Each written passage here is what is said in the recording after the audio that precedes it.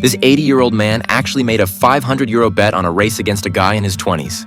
At first, the young man left the old man in the dust and even started taunting him. But what nobody expected was that on the final lap, the old man passed him and won the bet. All of this happened because Paul's refusal to act his age had inspired many of the other seniors to start pushing back, which disrupted the nursing home's daily routine. The staff came to Paul specifically, hoping he would give up this ridiculous idea. After hearing them out, Paul said nothing. But later at dinner, Jimmy started verbally attacking Paul, arguing that since they were in a nursing home, they should follow the rules. He claimed Paul's body was already worn out and there was no way he could outrun young people. Paul refused to accept this, and that's when the scene from the beginning took place. Paul's victory was a huge morale boost for everyone at the nursing home. They gathered together, drinks in hand, sharing stories from their lives. Jimmy sat alone in his room, consumed by defeat. But he wasn't the only one with a headache. The director and the caregivers were struggling too. The seniors were becoming harder and harder to manage, making it difficult to run the facility. So they turned their attention to Paul. To get him to settle down, the director started making his life miserable. Even when Paul's feet were covered in blisters, the director refused to give him medicine. They even brought in a fake psychologist to try to label Paul as mentally ill and force him into therapy. The caregiver mocked him from the sidelines and even threw Paul's wife's cancer diagnosis in his face to hurt him. Paul couldn't take this absurdity anymore.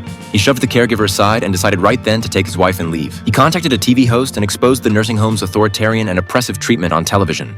At the same time, he announced his comeback. He would be running in this year's Berlin Marathon. But when Paul went to register, the staff regretfully informed him that registration had closed 2 weeks ago and all the spots were filled. Hearing this bad news, Paul's mood turned dark. That's when Amy asked if there was any way to make an exception. The staff member said the only possibility was if he had previously run a time of 2 hours and 40 minutes. Hearing this, Paul confidently walked over to a photo of himself from his championship days and introduced himself. Paul got his spot. With nowhere else to go, the couple moved in with their daughter. But in the middle of the night, something went wrong with Amy's health. Paul reassured his daughter it wasn't serious, but she still wanted her father to work things out with the nursing home and go back. After all, she couldn't stay home every day to take care of her parents. But Paul refused. The next day, Paul trained in the park as usual, his stride light and powerful. Even the young people nearby couldn't help but compliment him. But in the distance, his wife looked exhausted. Her face was pale, and she barely had the strength to press the stopwatch. Then she collapsed on a park bench. Paul didn't notice right away. He was lost in his training. It wasn't until an ambulance screamed past him that he realized something was wrong. He sprinted back only to see his wife being loaded into the ambulance.